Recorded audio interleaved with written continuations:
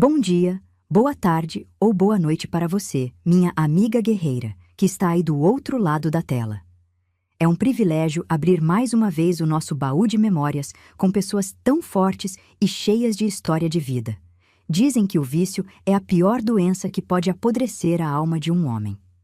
Toda vez que eu vejo cartas em cima de uma mesa, meu coração dispara, minhas mãos suam frio e eu preciso me segurar na cadeira para não sair correndo. Meu nome é Aurora. O espelho já não me reconhece e eu já não reconheço ele. Mas dentro de mim tem uma gaveta que não enferruja, não emperrou, e toda vez que eu abro, tudo está ali, inteiro, como se o tempo tivesse passado por fora e esquecido de passar por dentro. E o que eu vou contar aqui hoje é a história da noite em que a minha própria vida virou moeda de troca num jogo de carteado. A noite em que eu entendi que quem deveria ser o nosso escudo era justamente aquele de quem a gente mais precisava fugir. A gente morava numa casinha de pau a pique, encostada num morro, perto de uma cidadezinha tão pequena que o padre só aparecia de 15 em 15 dias. Era um lugar bonito por fora, mangueiras carregadas, terra vermelha que grudava nos pés, céu tão largo que parecia não ter fim. Mas por dentro das casas, o diabo fazia morada. E na nossa, ele tinha endereço fixo. Minha mãe, Carmen, era uma mulher miúda, de ombros estreitos e mãos ásperas de tanto trabalhar. Ela lavava roupa para fora, passava ferro com brasa, fazia sabão de cinza e ainda dava conta de 4 filhos com o estômago quase sempre vazio. O olhar dela vivia assustado, o coração sempre sobressaltado, tentando manter a paz dentro daquela casa. Eu era a mais velha. Depois de mim vinham Solange, Ronaldo e a Maria Celestina, que era tão pequeninha que ainda dormia agarrada no vestido da mãe. Meu pai se chamava Geraldo, bonito de rosto e ruim de alma. Tinha o sorriso largo quando queria alguma coisa e o punho fechado quando contrariavam ele. A fraqueza dele tinha nome: jogo. Carteado, dado, rinha de galo, aposta em corrida de cavalo. Qualquer coisa que envolvesse a promessa de dinheiro fácil, ele estava no meio. Só que nunca ganhava, e quando perdia, a conta sempre sobrava para a gente. Para ele, filhos não eram família, eram mercadoria que se criava para passar adiante. E eu, por ser a mais velha, era a que tinha mais valor de troca. Naquele tempo, as mulheres não tinham para onde correr. Não existia delegacia que escutasse, juiz que se importasse. Mulher aguentava. Mulher abaixava a cabeça, engolia o choro e orava para o dia seguinte ser menos pesado. Carmen era mestra nessa arte de engolir. Eu via ela de madrugada, sentada no banco do terreiro, com as mãos cruzadas no colo, os lábios mexendo sem fazer som, pedindo a Deus uma paz que nunca vinha. A gente tinha vergonha de ir à venda comprar fiado, porque meu pai já devia em tudo quanto é canto. Dona Neuza, que era dona da vendinha mais perto, ainda fiava para a minha mãe por pena das crianças. Mas eu percebia o olhar dela quando a gente entrava. Um olhar de dó misturado com receio, como quem vê um passarinho preso numa gaiola e sabe que não pode abrir a porta. Eu cuidava dos meus irmãos como se fosse a segunda mãe deles. Dava banho na Maria Celestina numa bacia de alumínio. Penteava o cabelo da Solange com um pente de dente largo que vivia quebrando. Ajudava o Ronaldo com as lições quando ele conseguia ir parar a escola. Tinha semana que nenhum de nós ia. Não tinha chinelo, não tinha caderno, não tinha merenda para levar. E meu pai sumia dias inteiros, voltava acabado, fedendo a fumo e bebida. E Carmen tinha que juntar os cacos outra vez. Nosso canal é como uma grande varanda onde a gente senta para tomar um café e conversar. Quero muito saber quem é você. Coloca aqui nos comentários o seu nome e me conta. Você também é do tempo em que a gente iluminava a casa com lamparina e cozinhava no fogão a lenha? Quero ver quem é da minha época. Numa tarde que eu nunca vou esquecer, Carmen estava pilando milho para fazer angu. O sol já estava descendo e espalhava aquela luz cor de rapadura por cima do terreiro.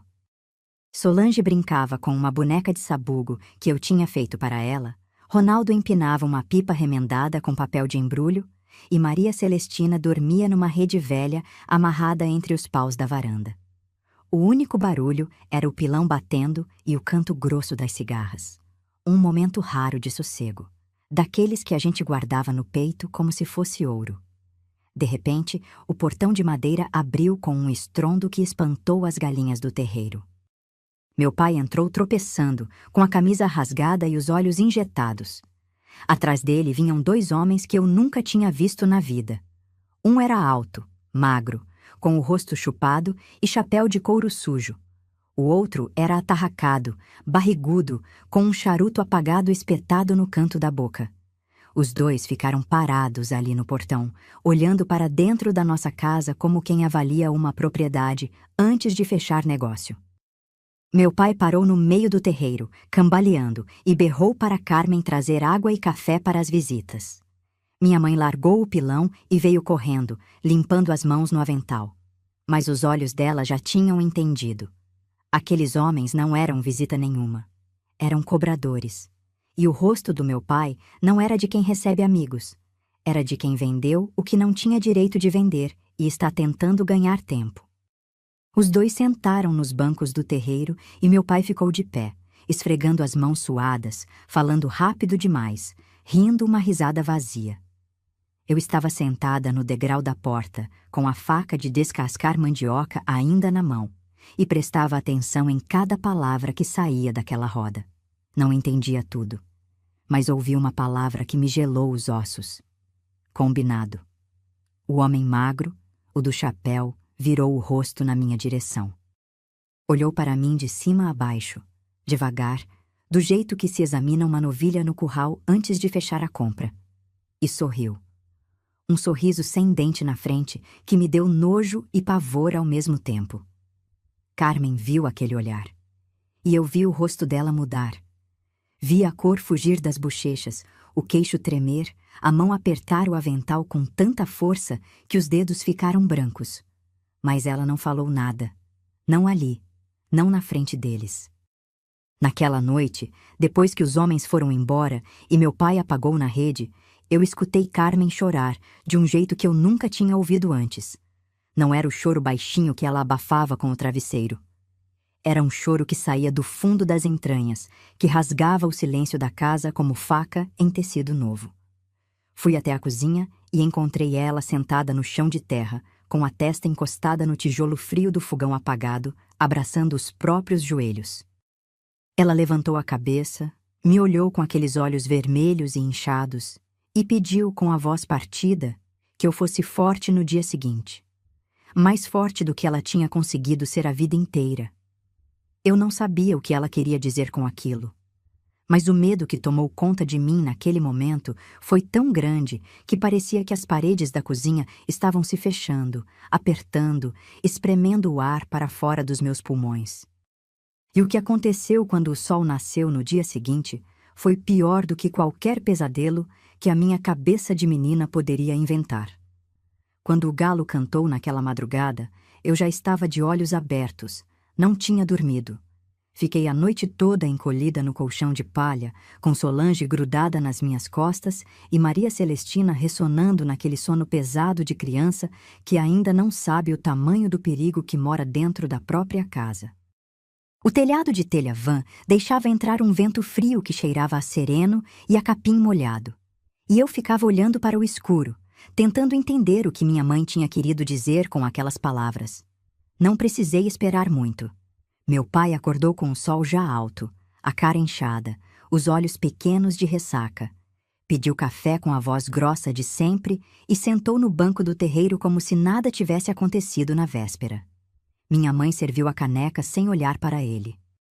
Eu reparei que as mãos dela estavam firmes, não tremiam como de costume, e isso me assustou mais do que o tremor, porque quando mamãe parava de tremer, era porque já tinha tomado uma decisão por dentro.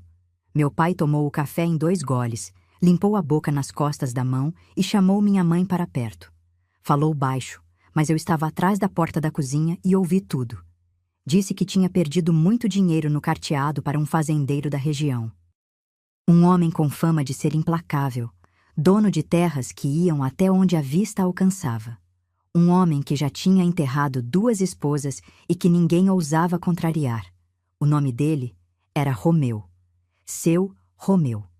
E o trato que meu pai tinha feito com ele era simples e monstruoso. Eu seria entregue em casamento para quitar a dívida. Meu pai falou aquilo como quem informa o preço de um saco de arroz, sem remorso. Disse que seu Romeu viria me buscar dentro de poucos dias e que Carmen precisava preparar tudo. Jogou um embrulho de tecido branco no colo dela e mandou que costurasse o vestido. Depois saiu para o terreiro, acendeu um cigarro de palha e ficou olhando para o nada, como se tivesse acabado de resolver um problema qualquer. Carmen ficou parada no meio da cozinha com aquele tecido nos braços. Eu vi pela fresta da porta. Ela não chorou, não gritou. Ficou ali, de pé, olhando para o pano branco como se fosse uma mortalha. E naquele silêncio, eu entendi tudo. Aquele tecido era o meu destino sendo embrulhado nas mãos da minha própria mãe. O resto do dia foi o mais estranho que eu já vivi. A casa ficou num silêncio que apertava o peito. Mamãe foi para o tanque lavar roupa e ficou lá até o sol começar a descer, esfregando, torcendo, batendo os panos na pedra com uma força que eu nunca tinha visto nela. Parecia que estava tentando arrancar de dentro de si alguma coisa junto com a sujeira. Eu tentei seguir a rotina. Fiz o almoço com o que tinha: arroz com gordura de porco e um punhado de quiabo do canteiro. Dei comida para os menores. Solange me ajudou a varrer o terreiro e Ronaldo ficou quieto no canto, montando uma armadilha de passarinho com varetas e barbante. Ele não entendia o que estava acontecendo, mas sentia. Criança sente. Sente no ar, na pele, no jeito que os adultos se movem devagar demais e falam de menos. Maria Celestina era a única que não percebia nada. Ficava sentada no chão de terra brincando com umas pedrinhas coloridas, organizando elas em fileiras, conversando sozinha naquela linguagem inventada que só ela entendia. Eu olhava para ela e sentia o peito apertar, porque aquela menina ainda vivia num mundo onde o pai era apenas o homem que morava na casa. Quando a noite chegou, meu pai saiu de novo, colocou o chapéu, enfiou a faca na cintura e desceu o morro. Minha mãe esperou os passos dele sumirem na estrada de terra. Esperou o portão ranger e fechar. Esperou mais um tempo, em silêncio, com o ouvido colado na escuridão, como o bicho que fareja o perigo antes de sair da toca. Só quando teve certeza de que ele tinha ido, ela entrou no quarto, acendeu a lamparina e puxou o tecido branco de dentro do baú. Abriu o pano em cima da mesa, alisou com as mãos, olhou para ele por um tempo que pareceu durar uma eternidade. Depois foi até a gaveta da cozinha e pegou a tesoura grande, aquela de cabo preto que servia para cortar couro. E cortou. Cortou o tecido de ponta a ponta. Rasgou em tiras. Puxou, torceu, despedaçou. Cada golpe de tesoura parecia arrancar um pedaço da obediência que ela tinha engolido a vida inteira. Os olhos secos, a mandíbula travada e as mãos que eu sempre vi trêmulas, agora se moviam com uma precisão que me deu arrepio. Não era raiva. Era algo maior. Era uma decisão que tinha nascido no fundo do ventre e subido pelo corpo inteiro. Solange acordou com o barulho e veio para a cozinha esfregando os olhos. Viu os pedaços de tecido espalhados pelo chão e olhou para a mamãe sem entender. Ronaldo apareceu atrás, descalço, com cara de sono. Minha mãe olhou para nós 3, porque Maria Celestina ainda dormia no quarto. E com a voz mais firme que eu já tinha ouvido sair daquela mulher, mandou que a gente arrumasse uma trouxa com o que conseguisse carregar. Pouca roupa, nenhum barulho. Eu obedeci sem perguntar. Peguei 2 vestidos velhos, uma muda de roupa do Ronaldo, o pente da Solange e enfiei tudo dentro de um pano de saco amarrado pelas pontas. Mamãe embrulhou Maria Celestina numa manta de algodão, sem acordar ela. A menina gemeu baixinho, se acomodou no colo e voltou a dormir. Antes de sair, mamãe fez uma coisa que eu só entendi muitos anos depois. Ela foi até o fogão, pegou um punhado de cinza fria e esfregou na sola dos nossos pés e nos nossos calcanhares. Naquela hora eu achei estranho, mas depois entendi. A cinza escondia o cheiro. Se meu pai voltasse com o cachorro farejador, a cinza dificultava o rastro. Saímos pela porta dos fundos, a que dava para o morro. A noite estava escura, sem lua, e o único clarão vinha dos vagalumes piscando no meio do mato, como se estivessem nos mostrando o caminho. Minha mãe ia na frente, com Maria Celestina no colo e o passo firme de quem sabe que não pode olhar para trás. Eu ia logo atrás, segurando Solange de um lado e Ronaldo do outro. Subimos o morro por uma trilha de tatu que mamãe conhecia dos tempos de buscar lenha. O chão era úmido, cheio de raiz e pedra solta, e a cada passo os galhos arranhavam minhas canelas e os espinhos furavam meus pés por baixo da cinza. Ronaldo tropeçou 2 vezes e eu tive que segurar ele pelo braço. Solange ia calada, apertando minha mão com tanta força que eu sentia os ossinhos dos dedos dela se encaixando nos meus. Quando chegamos no topo do morro, Carmen parou e olhou para trás pela primeira e única vez. Lá embaixo, a nossa casinha escura parecia um caixão jogado no meio do vale. Ela ficou ali uns instantes, respirando fundo, com Maria Celestina ressonando no colo. Depois virou o rosto para a frente, onde a linha escura dos trilhos da velha ferrovia desativada cortava o mato como uma cicatriz na terra. E foi por ali que a gente seguiu. Caminhando sobre os dormentes podres, tropeçando nas pedras soltas, com o coração disparado e o medo latindo nas nossas costas como cachorro bravo. Carmen olhava para trás a cada poucos passos, o pescoço girando rápido, os olhos vasculhando a escuridão atrás de nós. E eu entendi naquele momento que a minha mãe não estava apenas fugindo de um homem. Estava rasgando, com as mesmas mãos que rasgaram o tecido branco, toda a vida que ela conhecia até ali. Caminhar sobre dormentes de ferrovia no escuro é uma coisa que eu não desejo para ninguém. Os pés escorregavam na madeira podre, molhada de sereno. E entre um dormente e outro tinha um vão cheio de pedra e mato seco que rasgava a pele. Ronaldo ia no meu colo já fazia um tempo, porque os pezinhos dele não aguentavam mais. Solange andava ao meu lado com os olhos arregalados, sem reclamar, sem chorar, apenas andando como um bichinho assustado que segue a mãe sem saber para onde vai. E mamãe ia na frente, com Maria Celestina dormindo no ombro, o corpo inclinado para a frente, como se estivesse empurrando o próprio destino com o peito. O mato dos 2 lados era alto, grosso, fechado. Cheirava a terra molhada, a folha apodrecida e a flor de mato daquelas que só abrem de noite. De vez em quando, um barulho no meio da vegetação fazia a gente parar de respirar. Podia ser tatu, podia ser cobra, podia ser gente. Minha mãe apertava o passo e eu ia atrás, sentindo o coração bater na garganta. A gente não sabia para onde aqueles trilhos levavam. Mamãe só sabia que eles iam para longe daquela casa. E naquela hora, longe era o único destino que importava. Eu tentava não pensar no que ia acontecer quando meu pai acordasse e descobrisse que a casa estava vazia. Tentava não pensar no rosto dele, na fúria, nos gritos. Mas os pensamentos vinham sozinhos, como o bicho que entra pela fresta da porta, mesmo quando a gente tranca tudo. Andamos por um tempo que eu não sei calcular. Podia ter sido 1 hora, podiam ter sido 3. A noite no mato não tem relógio. A gente mede o tempo pelo cansaço do corpo e pelo medo que vai crescendo ou diminuindo. E o nosso só crescia. Até que minha mãe parou de repente, estendeu o braço para trás, me segurando, e ficou imóvel.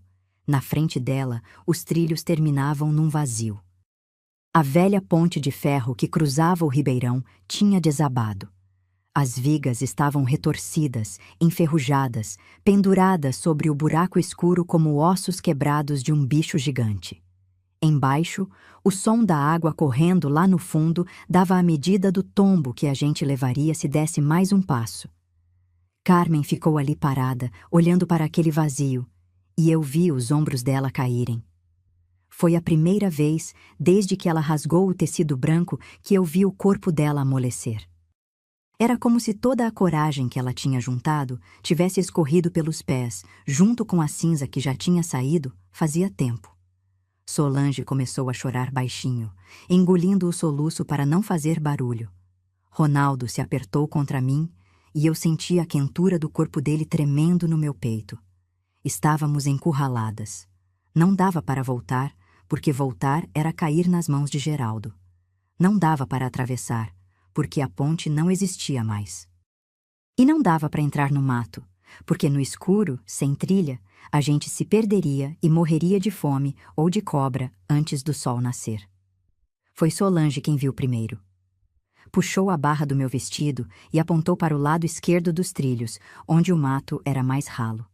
Ali, meio engolido pela vegetação, com trepadeiras cobrindo o teto e capim nascendo por baixo, estava um vagão de trem.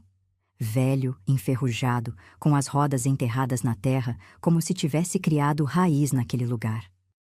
As janelas estavam escuras e a porta de correr estava entreaberta, deixando sair um cheiro de madeira velha e mofo. Mamãe olhou para o vagão, olhou para a ponte destruída, olhou para nós quatro. Não tinha escolha. Fez sinal para a gente seguir e caminhou até a porta. Empurrou a folha de metal que gemeu nos trilhos como um animal doente. O interior estava escuro, abafado, cheio de sombras. Entramos em fila. Primeiro minha mãe com Maria Celestina, depois eu com Ronaldo e, por último, Solange, que puxou a porta atrás de si com as duas mãos. Ficamos ali, no escuro, ouvindo a própria respiração. O chão do vagão era de tábua, algumas quebradas, e cheirava a querosene velho e a ferrugem.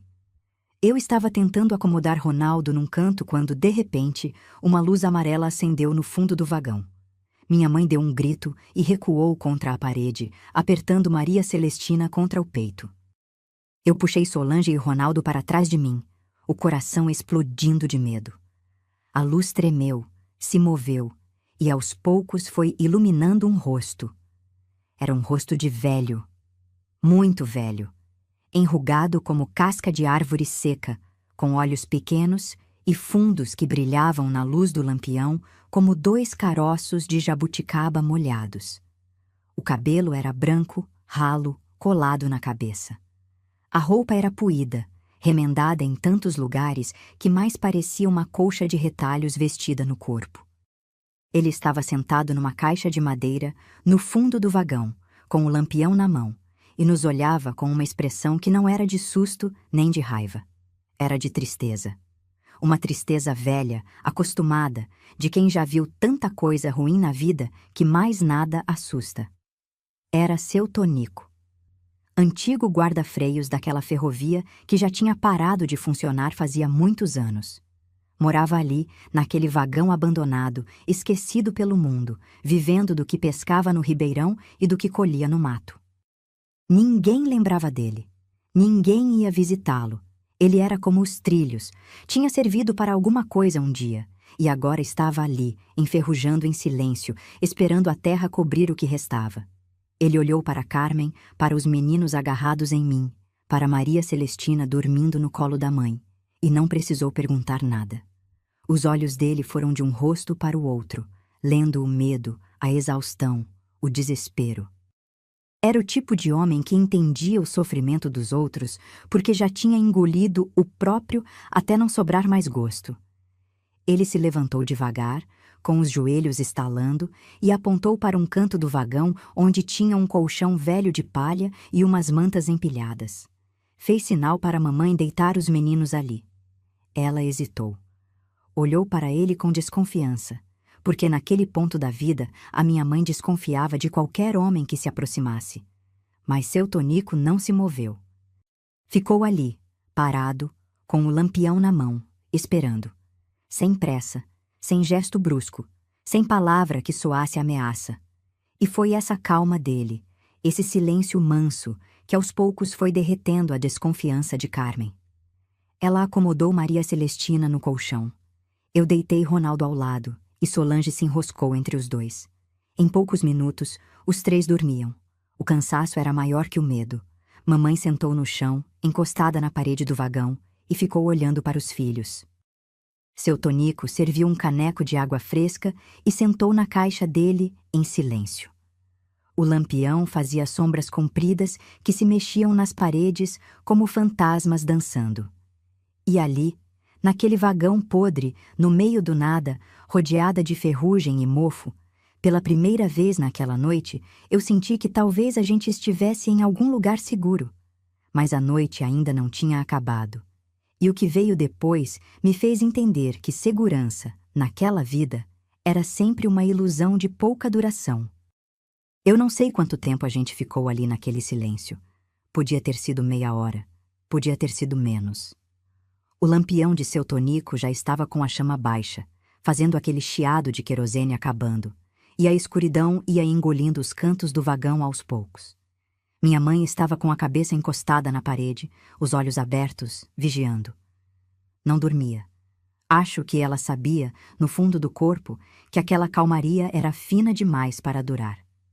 Foi seu Tonico quem ouviu primeiro. Levantou a cabeça de repente, como o cachorro velho que fareja a tempestade antes de ela chegar. Ficou imóvel, com o ouvido virado para a porta do vagão, e a expressão do rosto dele mudou. A tristeza mansa que ele carregava deu lugar a uma coisa que eu nunca tinha visto naquele homem. Um estado de alerta, de quem já viveu o suficiente para saber a diferença entre o barulho do mato e o barulho de gente. Então eu também ouvi. No começo era só um murmúrio distante, misturado com o som do vento nas folhas. Mas foi crescendo, ficando mais nítido, se separando dos ruídos da noite. Latido de cachorro, mais de um. E por baixo dos latidos, o som grave de cascos de cavalo batendo na terra. E vozes, vozes de homens. O sangue sumiu do meu corpo. Senti os braços gelarem, as pernas amolecerem, a boca secar de uma vez, como se alguém tivesse puxado toda a saliva para fora. Olhei para a mamãe e vi que ela já estava de pé, com Maria Celestina apertada contra o peito, os olhos arregalados e o rosto branco como cal.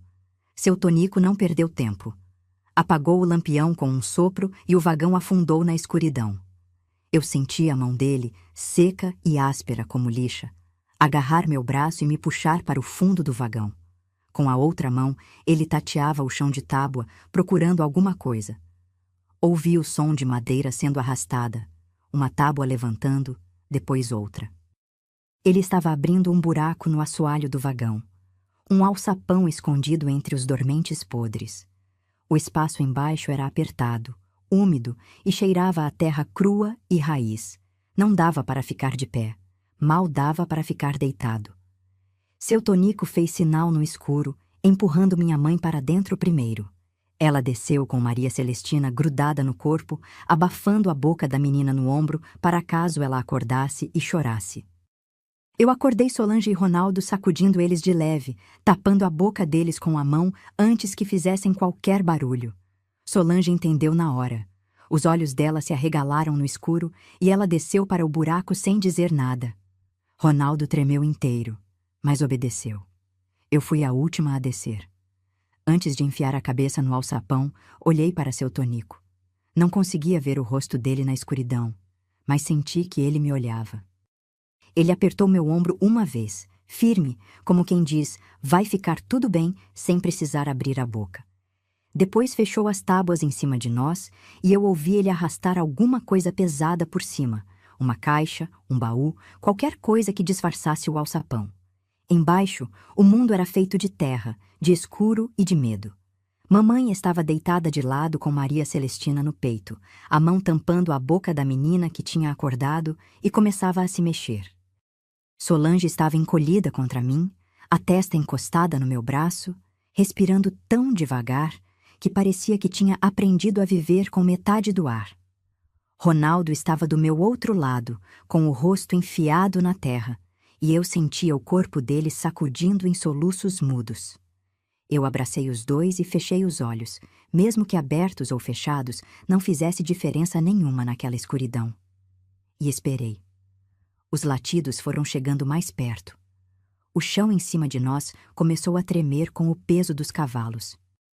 Eu ouvia as patas batendo nos dormentes, as ferraduras raspando nas pedras, e os homens gritando coisas que o vento embaralhava.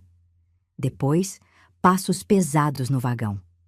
O assoalho de tábua rangia e gemia em cima das nossas cabeças, e cada rangido fazia Maria Celestina se contrair nos braços da minha mãe.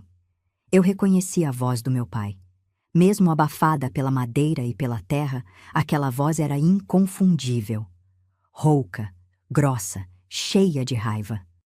Ele gritava com seu tonico, exigia saber se tinha visto uma mulher com crianças passando pelos trilhos, chutava as coisas dentro do vagão. Eu ouvia os objetos caindo, a madeira estalando, as latas rolando no chão.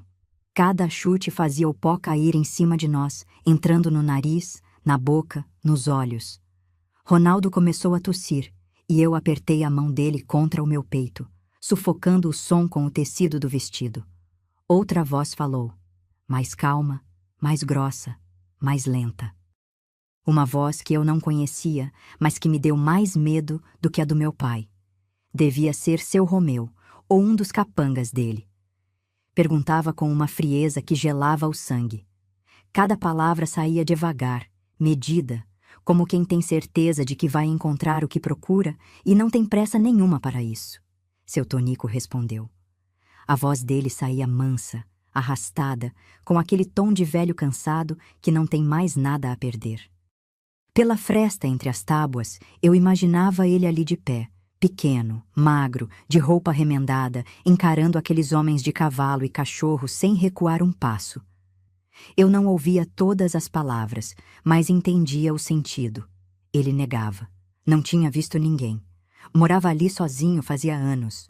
Não passava viva a alma por aqueles trilhos. Meu pai não acreditou. Ouvi ele virando o vagão de cabeça para baixo, empurrando a caixa de madeira, chutando o colchão de palha, pisando forte no assoalho como se quisesse atravessar o chão com os pés. E a cada pisada eu sentia a terra tremer em cima de mim e prendia a respiração, pedindo a Deus que as tábuas aguentassem, que a escuridão nos protegesse, que aquele homem não olhasse para baixo. Um dos cachorros farejou perto do alçapão. Eu ouvi as unhas dele arranhando a madeira, o focinho fungando nas frestas, e meu coração parou. Parou de verdade. Senti o peito esvaziar e o mundo ficar mudo por um instante que durou uma eternidade. Mas o cachorro se afastou. Talvez a cinza que mamãe tinha esfregado nos nossos pés tivesse confundido o faro. Talvez fosse outra coisa. Até hoje eu não sei explicar. Os homens ficaram mais um tempo. Vasculharam o vagão, o mato ao redor, à beira do ribeirão. Meu pai gritou ameaças para seu tonico, que se descobrisse que o velho estava mentindo, voltava para acertar as contas. A voz dele ia e voltava no vento, carregada de uma raiva que mais parecia desespero. Porque Geraldo não estava com raiva de Carmen por ter fugido. Estava com medo do que seu Romeu faria com ele se não entregasse a mercadoria prometida. Aos poucos, os latidos foram se afastando. Os cascos dos cavalos foram diminuindo nos trilhos até virar um murmúrio, e depois silêncio. O silêncio mais bonito que eu já ouvi na minha vida. O silêncio de quem escapou. Mas ninguém se mexeu. Minha mãe não se mexeu, eu não me mexi, as crianças não se mexeram. Ficamos ali embaixo, naquela cova de terra, respirando o cheiro de raiz e de medo, esperando seu tonico abrir as tábuas. E ele não abriu. Não abriu por um tempo longo, porque sabia que às vezes os caçadores voltam pelo mesmo caminho para pegar a presa desprevenida. Quando finalmente as tábuas se moveram e a luz fraca do lampião reacendido entrou naquele buraco, eu olhei para o rosto da minha mãe e vi uma coisa que vou carregar comigo até o último dia. Os olhos dela estavam secos. Não tinha mais lágrima. Mas o rosto inteiro tinha envelhecido. Como se aquelas horas embaixo do chão tivessem roubado dela uns bons pedaços de vida de uma vez só. Quando saímos daquele buraco, o mundo tinha mudado. Não o mundo de fora. O de fora continuava escuro, úmido, com o mesmo cheiro de ferrugem e mato. O que mudou foi o de dentro. Eu olhei para os meus irmãos e vi que eles também tinham envelhecido naquela noite. Solange tinha os olhos de quem viu coisa demais para a idade que carregava. Ronaldo estava calado, sério, com uma ruga entre as sobrancelhas que não existia antes. Só Maria Celestina, no colo da mamãe, continuava no mundo dela, sem entender nada, chupando o dedão e encostando a cabeça no ombro da minha mãe, como se aquele fosse um colo qualquer, numa noite qualquer. Seu Tonico reacendeu o lampião e olhou para nós com aqueles olhos fundos que pareciam ter guardado todas as tristezas do mundo dentro deles. Ele não perguntou nada. Não pediu explicação, não quis saber nome, não fez aquelas perguntas que os curiosos fazem para depois espalhar na vizinhança. Ele apenas serviu água num caneco de lata amassado e ficou ali, sentado na caixa dele, esperando que a gente se acalmasse. Mamãe tremia. Não era o tremor de sempre, aquele de quem tem medo do marido. Era um tremor diferente, que vinha de um lugar mais fundo, como se o corpo dela estivesse tentando sacudir para fora todo o pavor que tinha engolido nas últimas horas. Ela segurava Maria Celestina com um braço e com o outro abraçava os próprios joelhos, balançando de leve para frente e para trás, do jeito que se nina um bebê. Só que quem ela estava ninando era ela mesma. Eu sentei do lado de Solange e passei o braço por cima do ombro dela. Ronaldo encostou em mim do outro lado. Ficamos assim, os três grudados, ouvindo a respiração uns dos outros e o chiado baixo do lampião. Ninguém falava. As palavras tinham fugido junto com a coragem. Foi seu Tonico quem quebrou o silêncio. Não com palavra, com gesto. Ele se levantou devagar, foi até o fundo do vagão e começou a mexer numa parede de tábua. Eu achei estranho porque a parede parecia inteira, sem abertura, sem fresta. Mas os dedos dele conheciam aquela madeira como quem conhece o corpo de um instrumento velho. Ele apertou num ponto, empurrou noutro e uma tábua soltou, revelando um vão escondido. Um fundo falso na parede do vagão. De dentro, ele puxou uma caixinha de metal. Pequena, enferrujada, com a tampa meio amassada. O tipo de coisa que qualquer pessoa jogaria fora sem pensar duas vezes. Ele trouxe a caixa até perto do lampião, sentou de novo na caixa de madeira e ficou olhando para aquele objeto por um tempo. Os dedos dele passavam por cima da tampa como quem acaricia o rosto de alguém que já se foi. Depois ele abriu. Dentro tinha dinheiro. Notas velhas, amassadas, amareladas pelo tempo, dobradas com cuidado e organizadas em montinhos amarrados com barbante. Era a aposentadoria dele. O pouco que tinha juntado ao longo de anos morando ali naquele vagão, vivendo de peixe e de fruta do mato, sem gastar com nada porque não tinha com quem gastar, nem para onde ir. Minha mãe olhou para aquele dinheiro e balançou a cabeça. Eu vi que ela queria recusar. Os olhos dela diziam que não podia aceitar, que aquele dinheiro era tudo que aquele homem tinha, que não era justo tirar o último pedaço de segurança de um velho solitário para salvar gente que ele nem conhecia. Mas seu Tonico não deixou espaço para recusa. Ele empurrou a caixa para perto de mamãe com as duas mãos. Os olhos dele brilharam na luz do lampião e eu vi que estavam molhados. Não era choro. Era algo mais profundo que choro. Era o olhar de um homem que carregava um arrependimento tão grande que pesava mais do que qualquer dinheiro naquela caixa. E então ele contou. Falou baixo, quase sussurrando, como quem confessa pecado antigo. A esposa dele também tinha sofrido. Também tinha vivido com medo. Também tinha apanhado. Também tinha pedido socorro sem que ninguém escutasse. Ela adoeceu, foi definhando aos poucos, e ele, preso no trabalho da ferrovia, chegava sempre tarde demais. Quando percebeu a gravidade, já não tinha mais tempo. Ela se foi num dia de chuva, deitada numa cama de hospital, com a mão estendida e ninguém para segurar. Ele carregava esse peso nas costas desde então. Morava naquele vagão não porque gostasse da solidão, mas porque era o castigo que ele mesmo se deu por não ter conseguido salvar a mulher que amava. Eu ouvi aquilo com o peito apertado. Olhei para minha mãe e vi que ela também ouvia com o corpo inteiro, os olhos cheios de água, a boca fechada, os dedos brancos de tanta força que fazia nos próprios joelhos, porque ela entendia. Ela entendia cada palavra daquele homem como se fosse ela mesma falando. A dor de quem sofre calado, A culpa de quem não conseguiu escapar a tempo.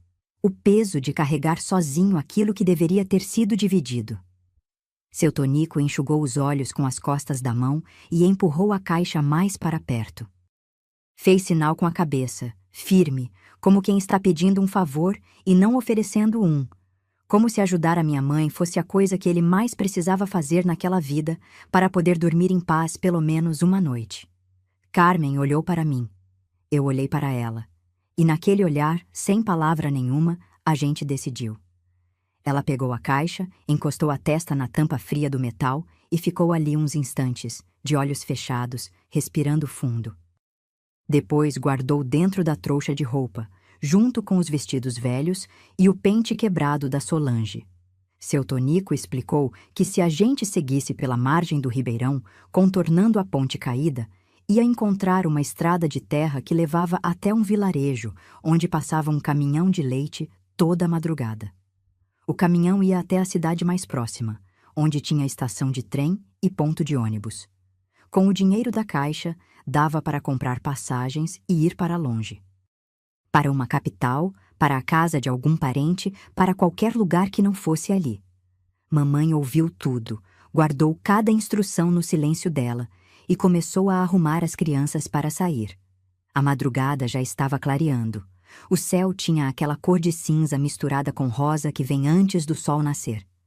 Precisávamos ir antes que ficasse claro demais e alguém nos visse nos trilhos. Antes de sair do vagão, eu olhei para trás. Seu Tonico estava sentado na caixa de madeira, com o lampião apagado no colo, olhando para o vazio que a gente ia deixar. A silhueta dele contra a fresta de luz da porta parecia a de um santo de igreja velha, gasta, esquecida, mas ainda de pé. Eu não sabia naquela hora, mas aquela seria a última vez que eu veria aquele homem. E o peso do que ele fez por nós naquela noite eu carrego no peito até hoje como quem carrega uma promessa que nunca se apaga. Descer a margem do ribeirão no escuro foi pior do que caminhar nos trilhos. O barranco era íngreme, cheio de lama escorregadia e raiz grossa que se enroscava nos pés da gente como mão de defunto querendo puxar para baixo. Eu carregava Ronaldo nas costas porque ele estava com os pés em carne viva dos dormentes. Solange ia agarrada no meu vestido, pisando onde eu pisava, confiando nas minhas pernas mais do que nas dela.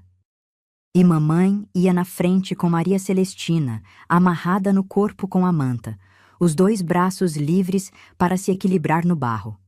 A água do ribeirão passava ali perto, fazendo aquele barulho de pedra sendo lavada que em outro tempo teria sido bonito. Mas naquela hora, cada som era ameaça. Cada galho que estalava podia ser passo de homem. Cada latido distante podia ser os cachorros voltando. Minha mãe caminhava rápido, com os olhos varrendo tudo, parando de vez em quando para escutar, a cabeça virada de lado como coruja na beira da noite. Contornamos o trecho da ponte caída, pisando nas pedras molhadas da beira do rio. Num ponto, meu pé escorregou e eu caí de joelhos na água gelada com Ronaldo agarrado nas minhas costas. O frio cortou as minhas pernas como navalha, e Ronaldo soltou um gemido que eu abafei, apertando ele contra mim. Solange me puxou pela manga do vestido e eu me levantei, com o corpo inteiro encharcado da cintura para baixo. Mamãe nem olhou para trás. Não podia parar. Não podia se dar ao luxo de sentir pena. Cada segundo parada era um segundo a mais que meu pai tinha para nos encontrar. Do outro lado do ribeirão, encontramos a estrada de terra que seu Tonico tinha descrito. Era estreita, cheia de buraco e poeira seca, ladeada de capim alto e cerca de arame farpado. O céu já estava mudando de cor, saindo daquele cinza pesado da madrugada e entrando num rosa pálido que ia se espalhando por cima das árvores como tinta derramada em água. Os primeiros passarinhos começaram a cantar e eu achei estranho que o mundo pudesse ser tão bonito num momento tão miserável. Andamos pela estrada por um tempo que pareceu não ter fim.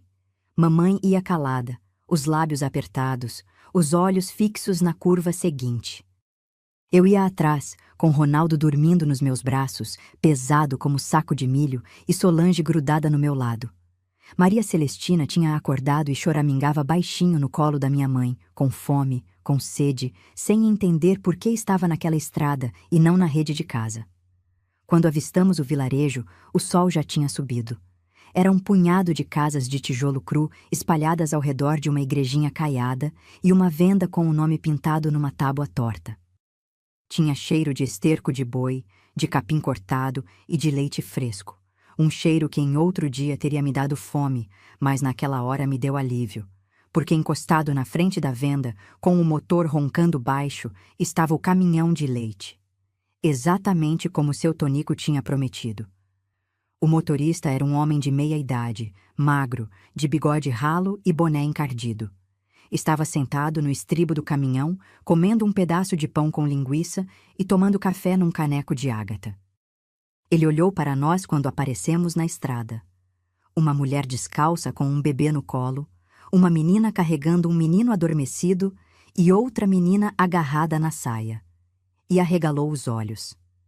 Minha mãe foi até ele e explicou que precisava de uma carona até a cidade, que podia pagar, que não daria trabalho nenhum. O homem olhou para os pés descalços da mamãe, para os nossos rostos sujos de terra e de noite, para os olhos inchados de choro que nenhum de nós conseguia esconder. Ele não fez pergunta. Engoliu o último pedaço de pão, limpou as mãos na calça e apontou para a traseira do caminhão, onde os latões de leite estavam amarrados com corda. Tinha um espaço entre os latões onde a gente cabia se sentasse apertado. Subimos. Mamãe se acomodou entre dois latões, com Maria Celestina no colo. Eu encostei Ronaldo num canto e sentei com Solange entre as minhas pernas. O chão da carroceria era de metal frio, cheio de respingo de leite derramado que cheirava a coalhada. O caminhão deu um solavanco. O motor engasgou, depois engatou e saímos pela estrada de terra, sacudindo como feijão dentro de panela. Eu olhei para trás e vi o vilarejo diminuindo, as casinhas ficando pequenas, a igrejinha sumindo atrás da poeira. E mais atrás, muito mais atrás, invisível mas presente, ficava a nossa casa, o morro, os trilhos, o vagão de seu Tonico.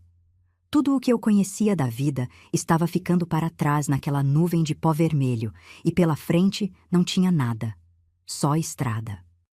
A viagem durou uma eternidade de solavancos. Cada buraco na estrada sacudia os latões e o leite espirrava pela tampa, pingando na gente. Maria Celestina chorava de fome e mamãe abriu a blusa para amamentar ali mesmo, entre os latões, com o vento batendo no rosto e a poeira entrando nos olhos. Solange dormiu encostada em mim, com a boca aberta e um fio de baba escorrendo no meu braço. Ronaldo acordou assustado com um solavanco, olhou ao redor sem entender onde estava, e eu fiz carinho na cabeça dele até ele fechar os olhos de novo. Quando o caminhão parou, eu levantei a cabeça e vi uma coisa que nunca tinha visto na vida. Prédios. Não casas de pau a pique, nem ranchos de telha-vã. Prédios de verdade, de tijolo pintado, com janelas de vidro e portas de ferro. Ruas de paralelepípedo com gente andando para todo lado. Homens de chapéu, mulheres de vestido estampado, crianças de uniforme correndo com cadernos debaixo do braço. Carroças disputando espaço com caminhões. Um burburinho de vozes, buzinas, martelo batendo, rádio tocando alto numa oficina. A cidade. Eu nunca tinha ido além do vilarejo da feira. Meu mundo era a casinha do morro, a roça, o ribeirão, a vendinha da Dona Neuza. E de repente eu estava ali, descalça, suja, com cheiro de leite azedo no vestido, parada no meio de um mundo que se movia rápido demais para as minhas pernas cansadas acompanharem. Minha mãe desceu do caminhão com Maria Celestina no colo e ficou parada na calçada, olhando para tudo com os olhos muito abertos. Eu conhecia aquele olhar. Era o mesmo que ela tinha quando meu pai chegava bêbado. O olhar de quem não sabe o que vem pela frente e está se preparando para o pior. Mas tinha uma coisa diferente dessa vez. No meio de todo aquele medo, tinha uma faísca. Pequena, quase invisível, tremendo como chama de lamparina no vento. mas estava ali. Era a faísca de quem finalmente está livre, mesmo que não saiba ainda o que fazer com a liberdade. Mamãe tinha uma prima na capital. Prima distante, daquelas que a gente conhece de nome e de história contada por avó, mas que nunca viu de perto. O nome dela era Gilda. Minha mãe sabia o bairro onde ela morava porque anos atrás tinha chegado uma carta com o endereço, numa época em que as famílias ainda se comunicavam por papel e selo. Guardou aquele endereço na cabeça como quem guarda remédio para a emergência, sem saber se um dia ia precisar, mas sem coragem de jogar fora. Andamos pela cidade perguntando. Mamãe parava as pessoas na rua, com Maria Celestina no colo e nós três grudados nela como filhotes de codorna, e perguntava se conheciam a rua, o bairro, a referência. A maioria passava reto, sem olhar.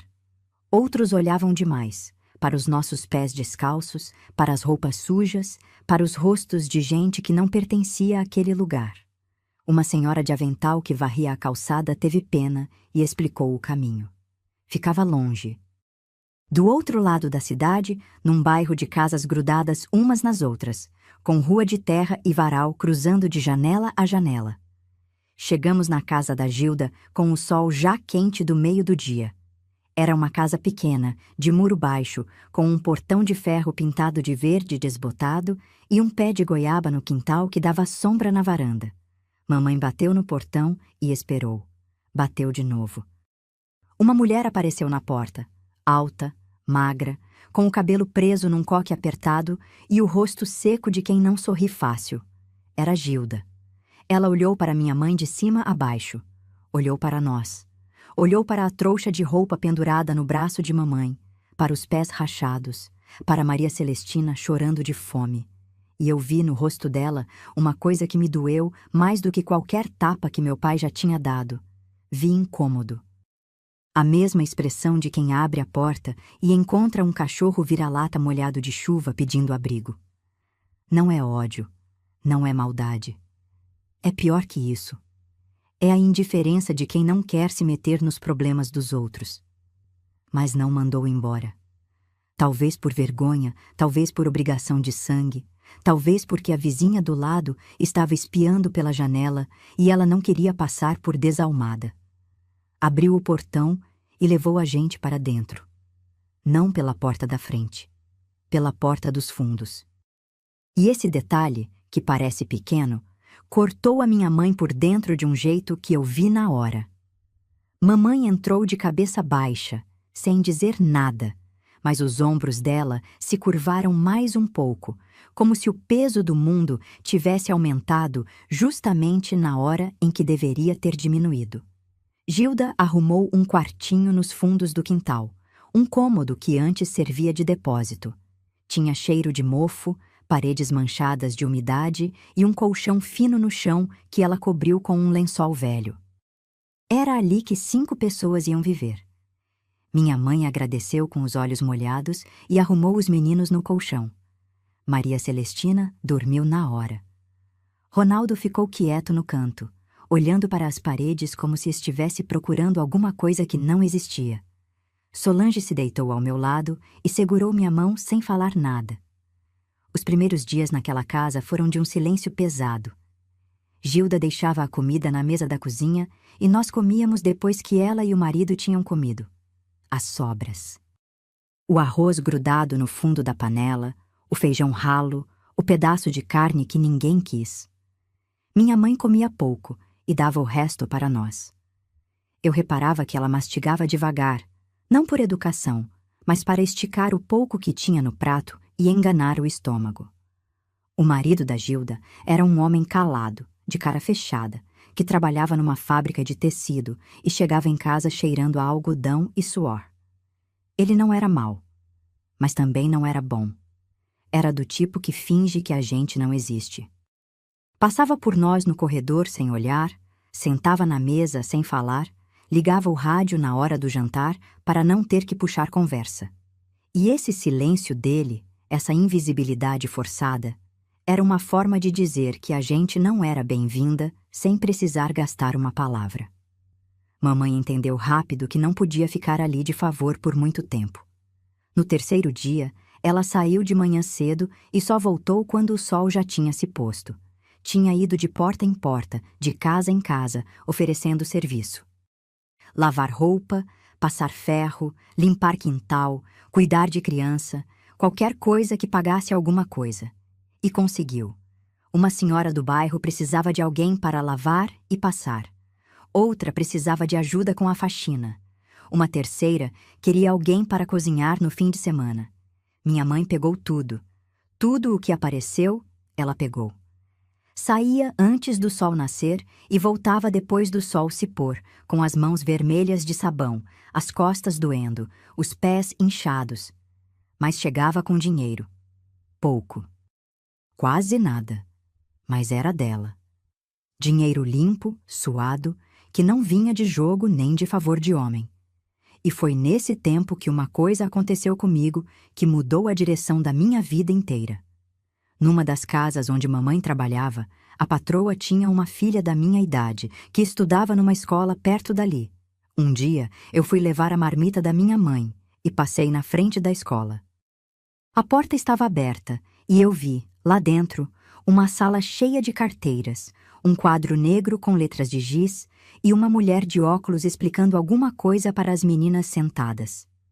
Eu fiquei ali parada, com a marmita na mão, olhando para dentro daquela sala, como quem olha para um mundo que existe do outro lado de um vidro. A professora me viu. Parou de falar, tirou os óculos e veio até a porta. Eu quis sair correndo de vergonha. Estava descalça, de vestido remendado, com a marmita de alumínio embrulhada num pano de prato. Mas ela não deixou. Olhou para mim com um olhar que eu não conhecia. Não era pena, não era nojo, não era indiferença.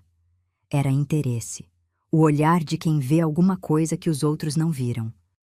E ali, parada naquela porta de escola com cheiro de giz e de caderno novo, com a marmita de mamãe esfriando na minha mão, eu senti pela primeira vez na vida que talvez existisse um caminho que não fosse o da miséria, da surra e da fuga. Um caminho feito de letras, de números, de livros. Só que para trilhar esse caminho, eu ia precisar lutar mais do que qualquer menina da minha idade deveria precisar. A professora se chamava Dona Lúcia. Era uma mulher de corpo largo, cabelo grisalho, preso com grampos e óculos redondos que viviam escorregando na ponta do nariz. Ela tinha a voz firme de quem está acostumada a falar para a sala cheia, mas os olhos eram mansos, do tipo que enxerga por dentro da gente. Foi ela quem foi atrás de mamãe para falar sobre mim. Explicou que tinha uma vaga na escola, que não custava nada, que eu parecia esperta e merecia uma chance. Minha mãe ouviu aquilo com a cabeça baixa e os dedos torcendo a barra do avental.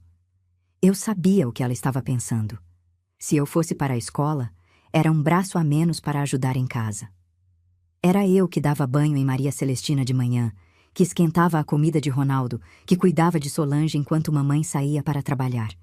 Tirar eu daquela rotina era como tirar uma viga de uma casa que já estava torta.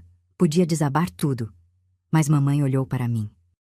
Olhou nos meus olhos por um tempo que pareceu comprido, como se estivesse lendo alguma coisa escrita ali dentro que eu mesma não sabia que existia. E aceitou. Reorganizou tudo.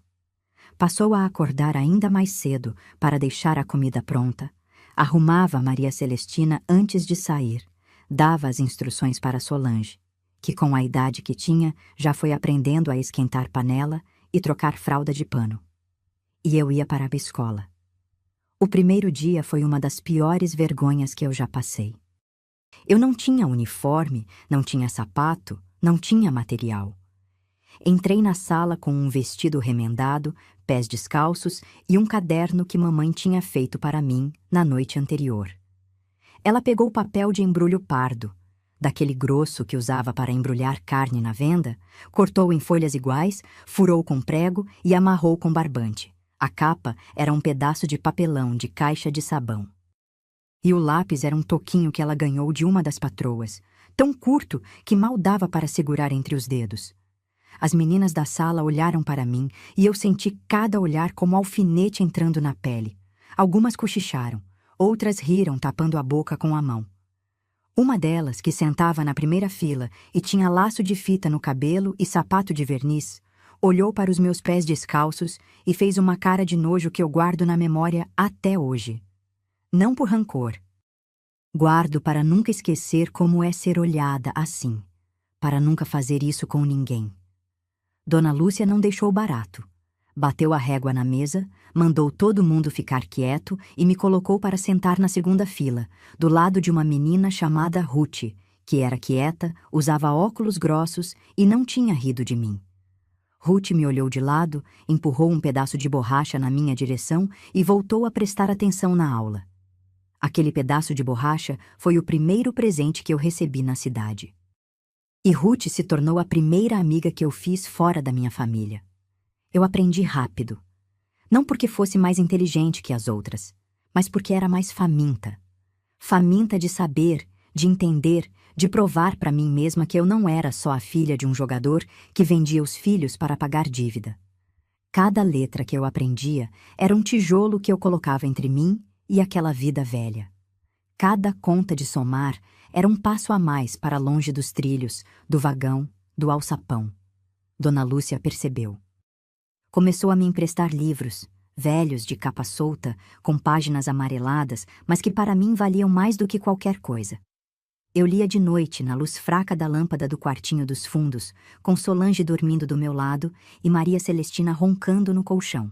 Lia até os olhos arderem, até as letras virarem borrão, até o sono me derrubar com o livro aberto no peito. Mas nem tudo era conquista. Em casa, as coisas iam piorando.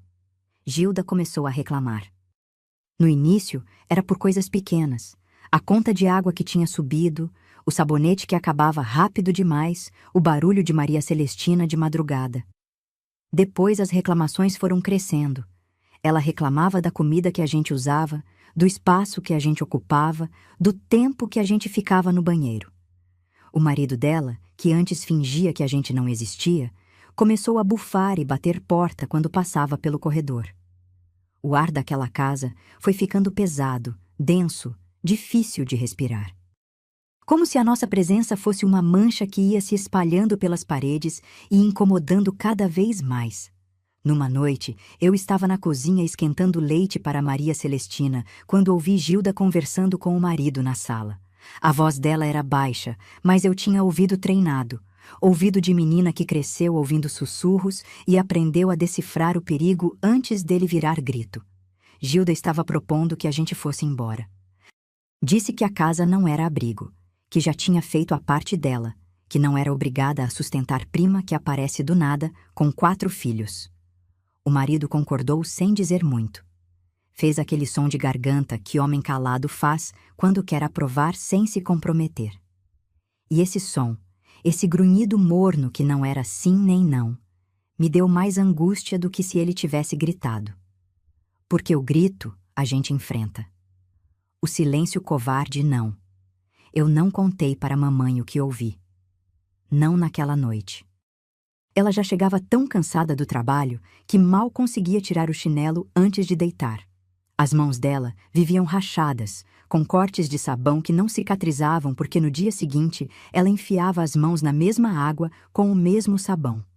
As costas doíam tanto que às vezes eu via ela se apoiando na parede para conseguir se abaixar e pegar Maria Celestina do chão. Eu olhava para aquela mulher e não conseguia entender de onde vinha tanta força. Porque o corpo dela estava quebrando, mas ela não parava. Lavava, passava, esfregava, cozinhava, voltava, dormia pouco e acordava antes de todo mundo. E tudo aquilo para quê?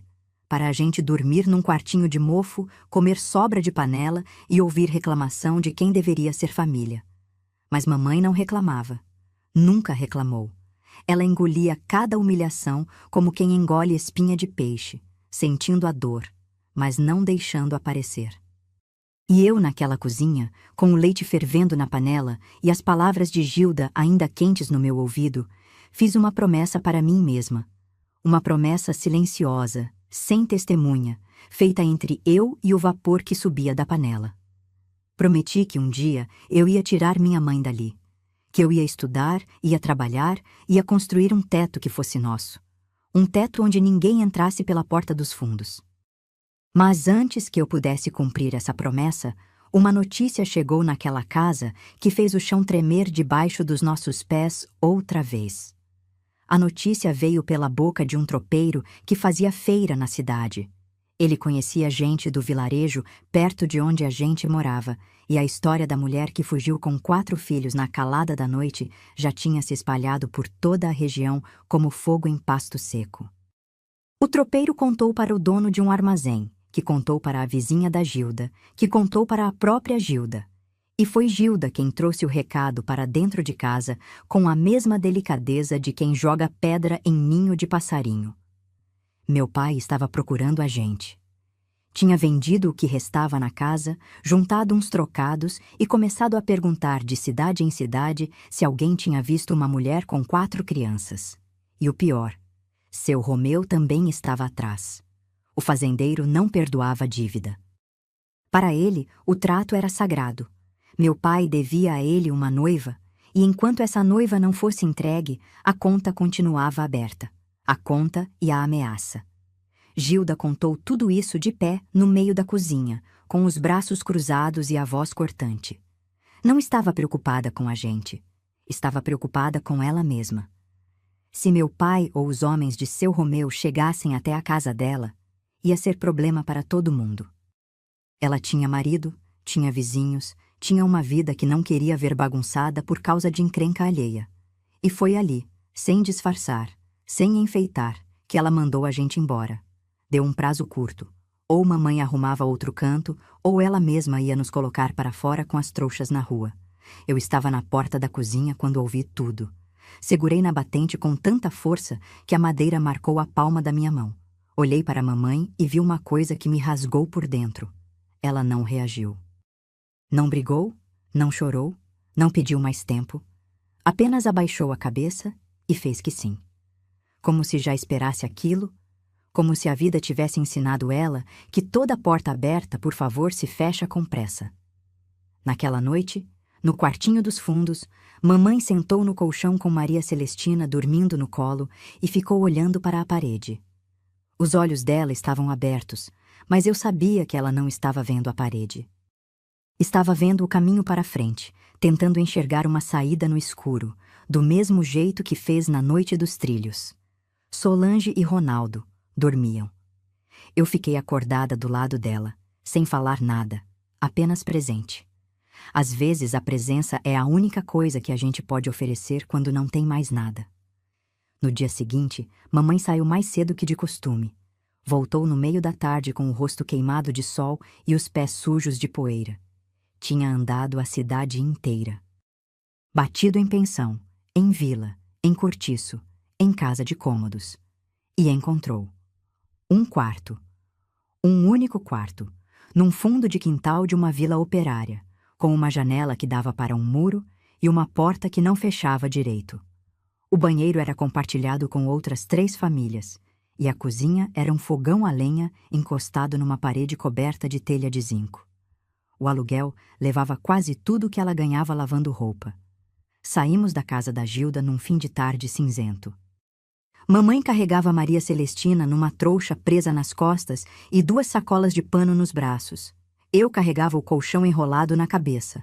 Aquele mesmo colchão fino que Gilda tinha nos dado no primeiro dia e que agora ela fazia questão de devolver para não ficar devendo favor para a gente que, na cabeça dela, já era favor demais. Ronaldo levava uma panela e uma bacia. Solange carregava a trouxa de roupa e o meu caderno de papel de embrulho apertado contra o peito, porque ela sabia que aquele caderno era a coisa mais importante que eu tinha. Gilda ficou na porta, de braços cruzados, olhando a gente descer a rua.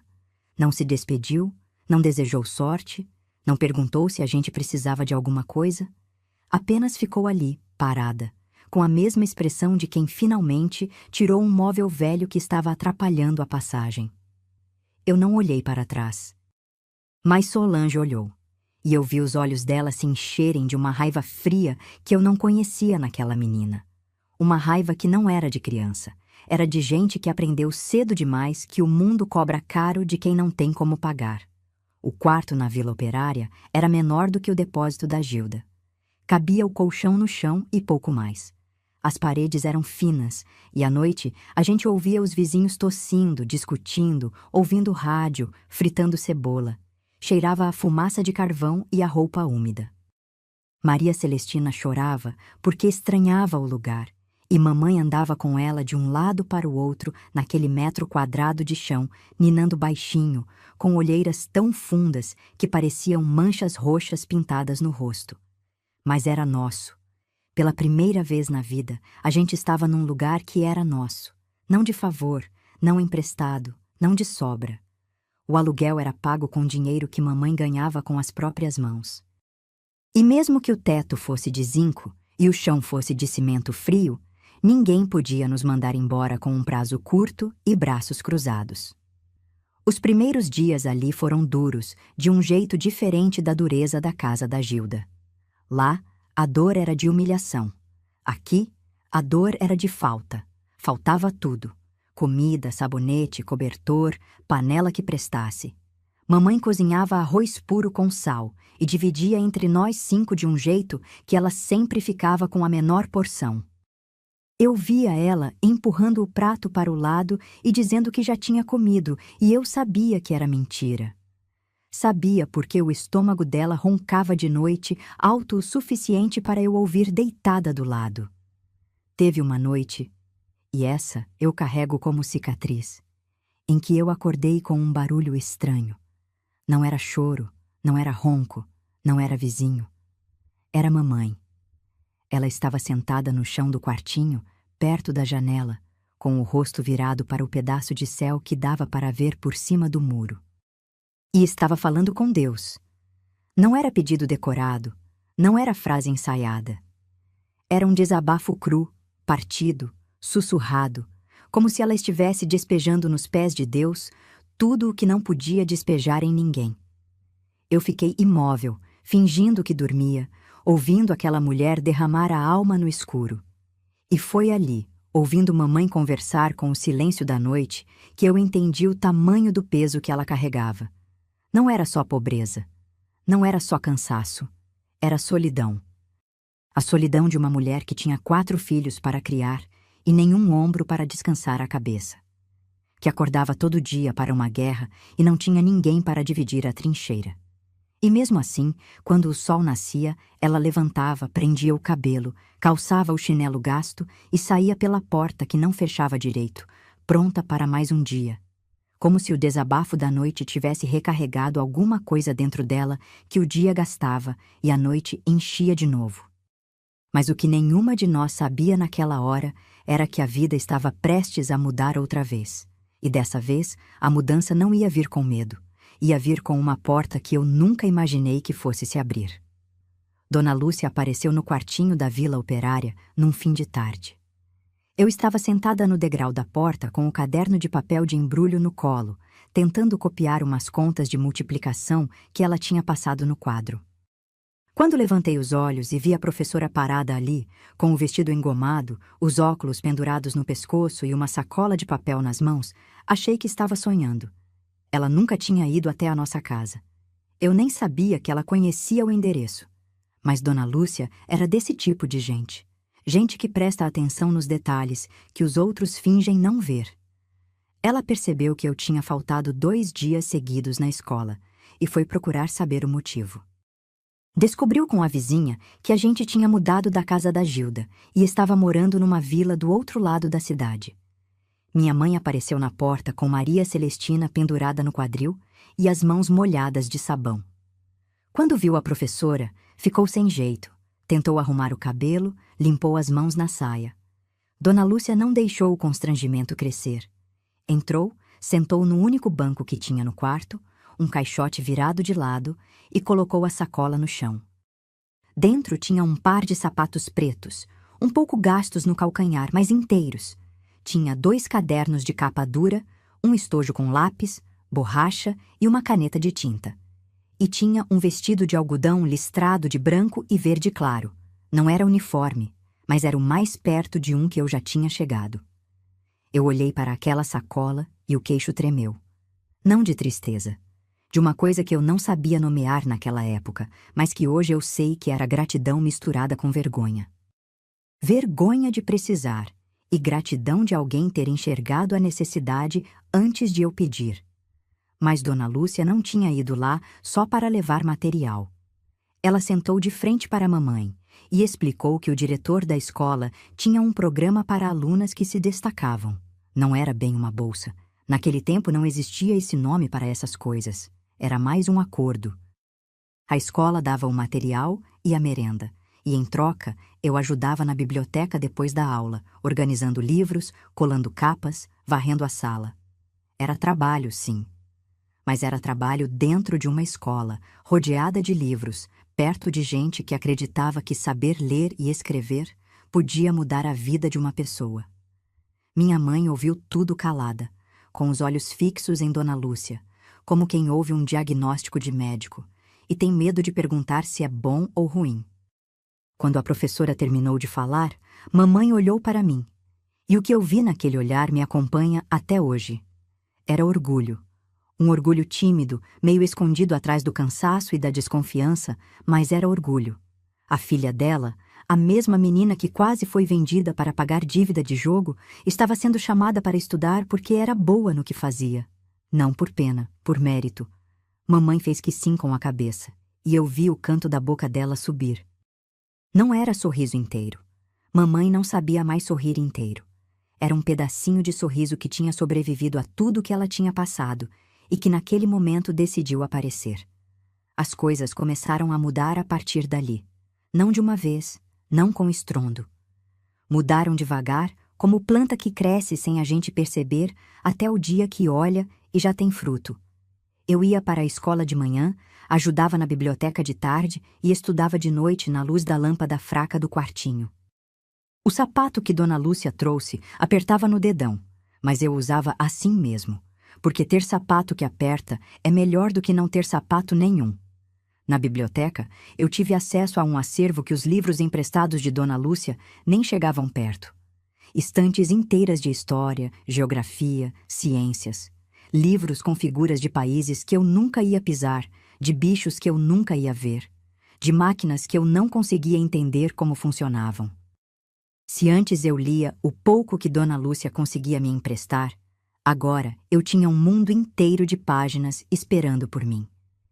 E cada livro que eu abria era uma janela que se abria junto, mostrando que a vida era muito maior do que a casinha de pau a pique, o morro e os trilhos da ferrovia.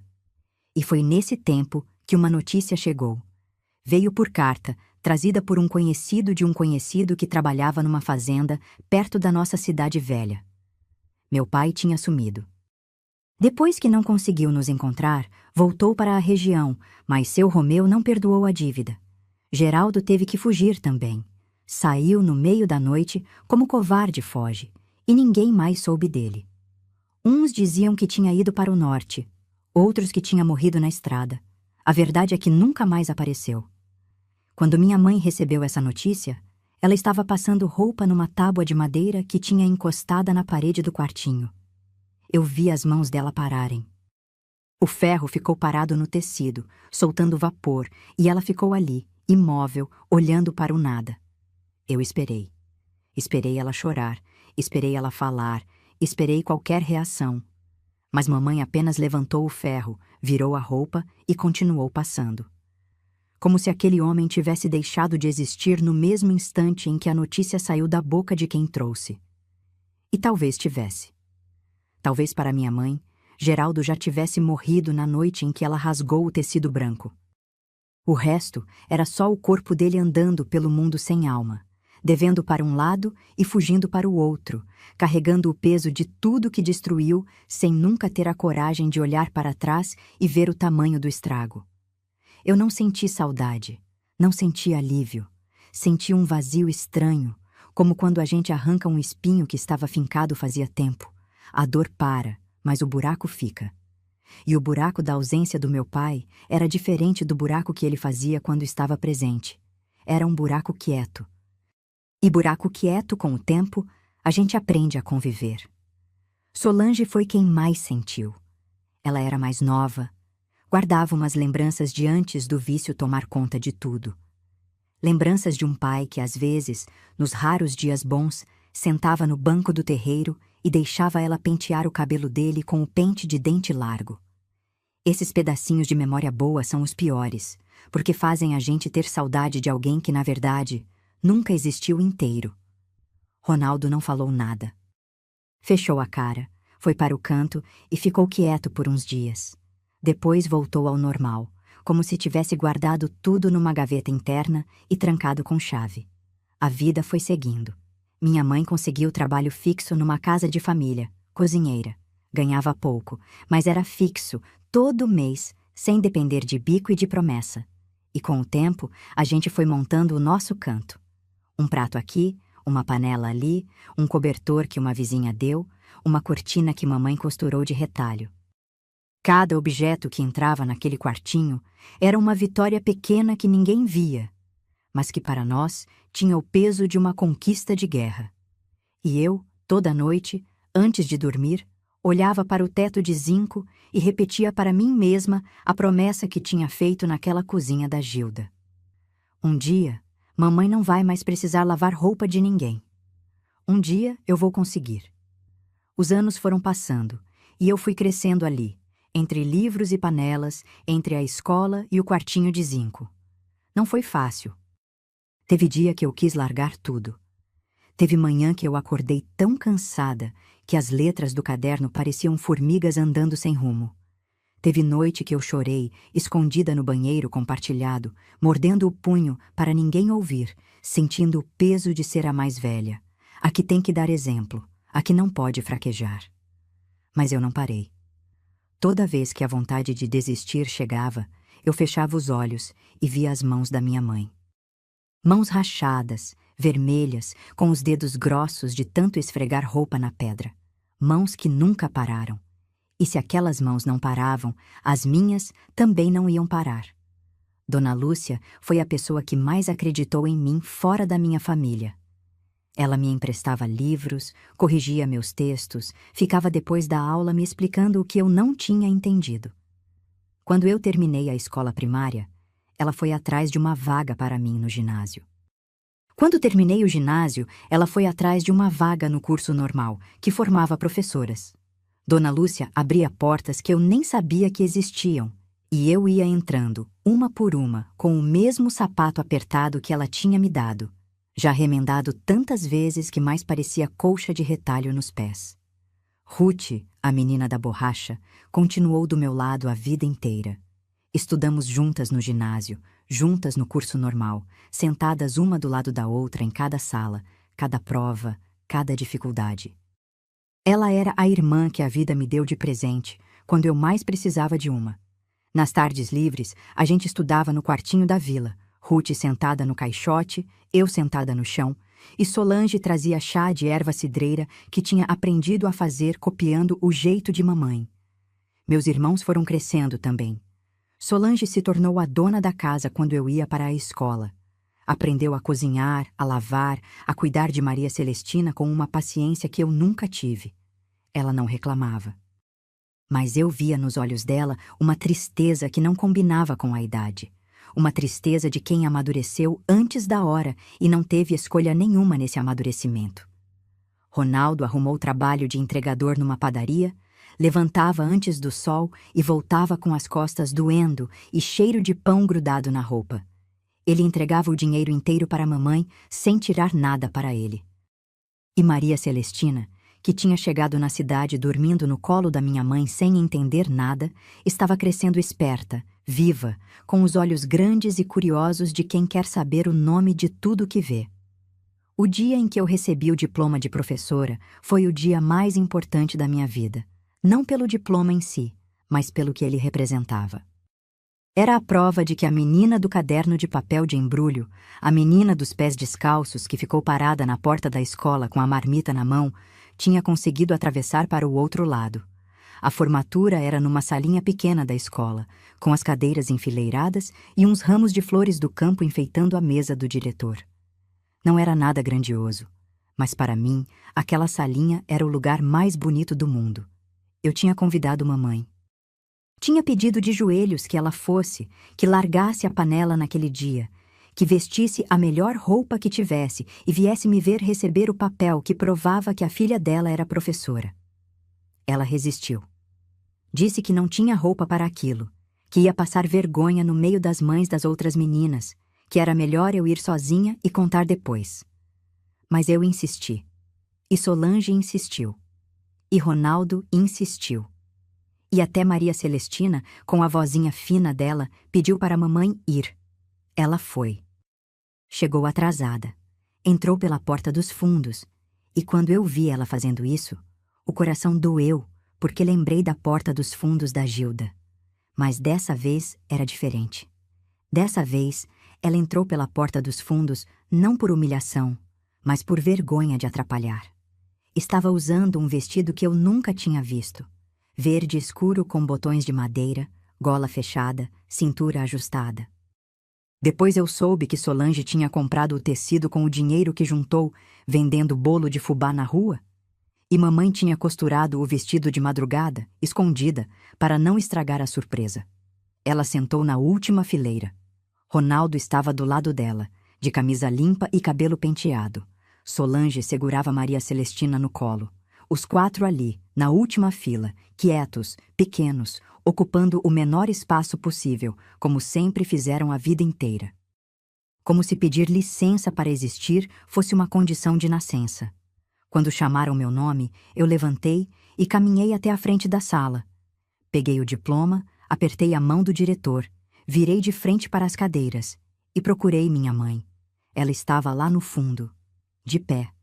Tinha levantado da cadeira sem perceber, com as mãos apertadas na frente do vestido verde, os olhos cheios de água, o queixo tremendo daquele jeito que eu conhecia desde menina.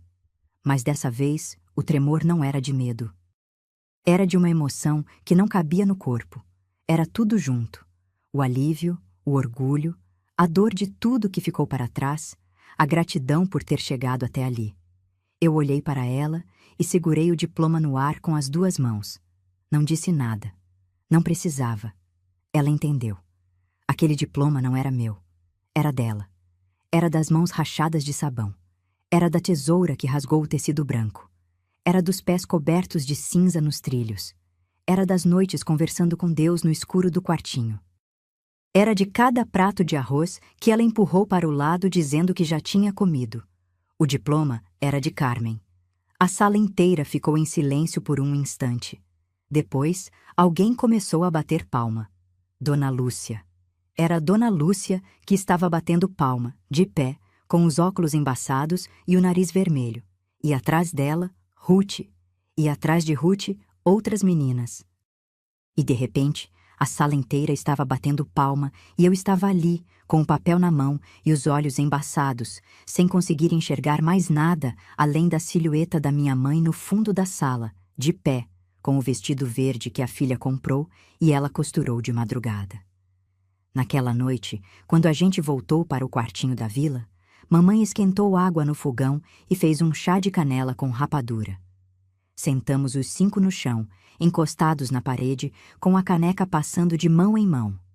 Ninguém falava. Não precisava. O silêncio estava cheio. Cheio de tudo que a gente tinha sobrevivido, cheio de tudo que a gente tinha construído com quase nada. E foi mamãe quem quebrou o silêncio. Ela olhou para nós 4, um por um, demorando em cada rosto, e suspirou fundo. Um suspiro longo, demorado, que parecia carregar dentro dele todo o ar que ela tinha prendido durante anos.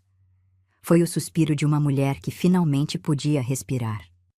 Eu me formei professora e ensinei crianças durante mais tempo do que eu mesma fui criança. Fiquei na mesma escola onde Dona Lúcia me acolheu. Quando ela se aposentou, eu peguei a sala dela, sentei na cadeira dela, usei o mesmo quadro negro onde ela escrevia as lições que mudaram a minha vida. E cada menina que entrava na minha sala descalça, com vergonha, com o caderno de papel barato e o olhar de quem pede desculpa por existir, eu via eu mesma ali. E fazia por ela o que Dona Lúcia fez por mim. Porque é assim que a corrente funciona. Alguém estende a mão para você e você estende a mão para quem vem depois. Mamãe viveu para ver tudo. Viu eu dar aula. Viu Solange abrir uma costura na sala da frente de uma casinha que a gente comprou com anos de trabalho juntado. Viu Ronaldo virar padeiro de verdade, com forno próprio e cheiro de pão fresco saindo pela janela toda madrugada. Viu Maria Celestina crescer, estudar, se tornar enfermeira. A menina que fugiu dormindo no colo da mãe sem entender nada, virou mulher que cuidava de gente doente com a mesma delicadeza que aprendeu sendo cuidada. Mamãe nunca mais lavou roupa para fora. No dia em que eu recebi o primeiro pagamento de professora, cheguei em casa, coloquei o dinheiro na mão dela e pedi que ela largasse a tábua e o sabão. Ela olhou para o dinheiro, olhou para mim e não disse nada.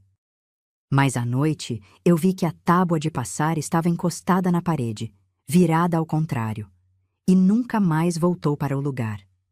Minha mãe foi ficando velha devagar, do jeito que as mulheres fortes envelhecem. Por fora, o corpo vai cedendo, mas por dentro, a estrutura fica firme até o fim. Ela se sentava na varanda da nossa casinha, numa cadeira de balanço que Ronaldo fez para ela com as próprias mãos, e ficava olhando para a rua, para os netos brincando no quintal, para o céu que mudava de cor sem pressa.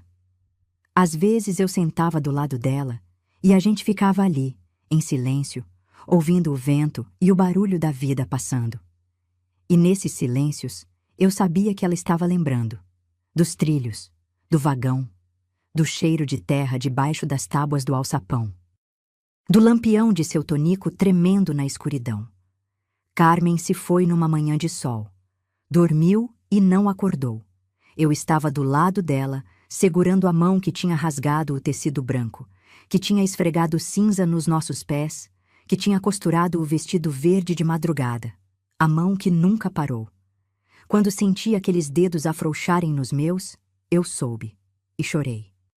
Chorei como ela chorou naquela noite na cozinha do fogão frio, um choro que vinha de um lugar tão fundo que eu nem sabia que existia dentro de mim. Mas não era choro de desespero, era choro de despedida, de gratidão, de quem sabe que a pessoa que está partindo já fez tudo o que veio fazer nesse mundo, e fez bem feito. Hoje eu estou sentada na mesma cadeira de balanço que era dela. A varanda é a mesma, o quintal é o mesmo, mas está cheio de gente. Meus filhos, meus netos, os filhos da Solange, os filhos do Ronaldo, os filhos da Maria Celestina. A casa que começou com um quartinho de zinco e um colchão no chão virou uma casa de verdade, com quintal, com pé de goiaba, com fogão que nunca apaga e mesa que nunca está vazia. Não é uma casa grande, mas é uma casa cheia. E casa cheia de gente que se ama é o maior patrimônio que existe. Eu nunca mais voltei àqueles trilhos. Nunca mais vi o vagão de seu Tonico. Soube, muitos anos depois, que a ferrovia foi desativada de vez e o mato engoliu tudo. Trilhos, ponte, dormentes. O vagão deve estar lá, ainda, enterrado no meio do verde, enferrujando em silêncio. E seu Tonico se foi sem que ninguém soubesse. Sem lápide, sem homenagem, sem ninguém para contar a história dele. Mas eu conto. Conto aqui, agora, para vocês. Porque aquele homem, que o mundo esqueceu, salvou a minha vida e a vida da minha família com uma caixinha enferrujada e um alçapão no chão de um vagão podre. Na minha história, seu Tonico foi o anjo que Deus mandou quando a gente estava na beira do abismo. E na sua vida, minha amiga? Você já cruzou com um seu Tonico? Alguém que não era da sua família, mas que te estendeu a mão num momento de muito desespero?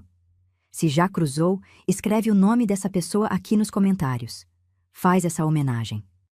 Porque tem gente que passa pela nossa vida e não sabe o tamanho do bem que fez. Eu olho para toda a minha descendência espalhada nesse quintal e agradeço a Deus todos os dias. Porque quando os homens de coração ruim fecharam todas as nossas portas, Ele usou um vagão podre no meio do mato para abrir o nosso caminho. O trem da nossa vida descarrilou, a ponte caiu, os cachorros vieram atrás, mas a gente não parou. Porque mulher que carrega filho no colo e coragem no peito, não para. Dobra, verga, tropeça, cai no barro, levanta com o joelho ralado e continua andando. E se você está passando por uma fase difícil, se tem noite que você conversa com Deus no escuro pedindo uma saída, eu quero que você saiba de uma coisa. A saída pode não vir do jeito que você espera. Pode vir num vagão velho, num alçapão escondido, numa caixinha enferrujada. Mas ela vem. Ela sempre vem. A paz que eu sinto hoje, sentada nessa varanda, com o cheiro de bolo de fubá saindo da cozinha e a risada dos meus netos no quintal, eu desejo para cada uma de vocês que caminhou comigo por esses trilhos hoje. Se essa história tocou o seu coração, compartilha com uma amiga que também precisa ouvir isso, porque tem história que não pode ficar guardada. Tem história que precisa andar de boca em boca, de coração em coração, para que ninguém esqueça que sempre existe um jeito de recomeçar. Obrigada por ficarem aqui comigo. Até a próxima história. Com carinho, Aurora.